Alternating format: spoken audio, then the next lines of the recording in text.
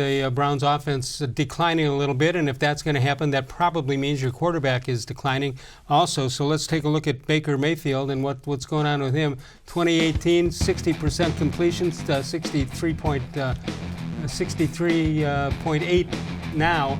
Yards per game, 266 last year, 241 this year in the air.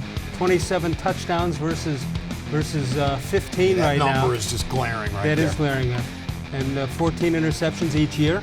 With 4 more games to go, he was sacked 25 times last year and 32 times this year. I mean, indicative of a bad offensive line. It's glaring, but there's also a matter of pace, because you could say, all right, Baker's on pace for 15 in 12 games. He's right around 20 to finish the season, but he's clearly not the same dynamic presence that he was in the second half of 2018. Okay, but are you ready to say he's not the franchise quarterback of the future? Not at all. No, I think agree. you've still got a ways to go before you make that decision. I'm not bailing on Mayfield at all. I'm simply saying, as I said, he's not the same dynamic presence. There are issues, there are factors such as the offensive line springing leaks, but he doesn't look to me to be the same player either. All right, so it's not just people around him. What's the problem? Does he look heavier to you?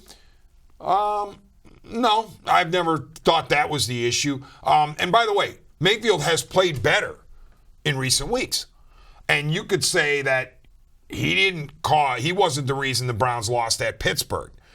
But I'm saying that if you're the number 1 overall pick in 2018, and you have at your disposal Beckham, Landry, Chubb, and Hunt. Nobody else. And you didn't have 2 of them last year. Just those 4 guys plus you, Baker. You got to go into Pittsburgh and win that game. And you started out 10-0 like it was going to be a 40-3 game, right? And what I found to be so foolish is I hear somebody, the Browns just thought they had it in the bag and lost interest. What? That team is going to think they have it in the bag on the road at Pittsburgh with a 10-0 lead. And, by the way, the franchise hasn't won there in the previous 15 years.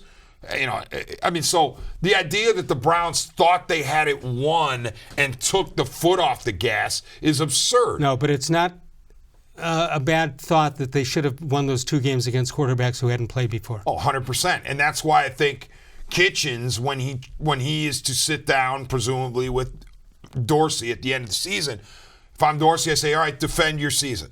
Tell me why I should bring you back. Isn't Dorsey culpable here too? Oh, sure. Dorsey's no longer the Teflon Don. Things have to start sticking to him.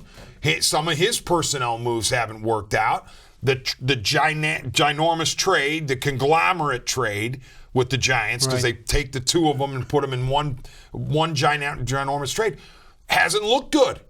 You brought in OBJ and Olivier Vernon. Have either one of those guys been game changers for more than a couple minutes? On paper, they look like a great deal, right? We were all thinking, oh my gosh, Dorsey fleeced Gettleman, and we're on our way to the Super Bowl. Yeah. Well, guess what? Vernon, with the exception of maybe a game and a half, really hasn't been a game changer. And Beckham, as you chronicled, has had his struggles.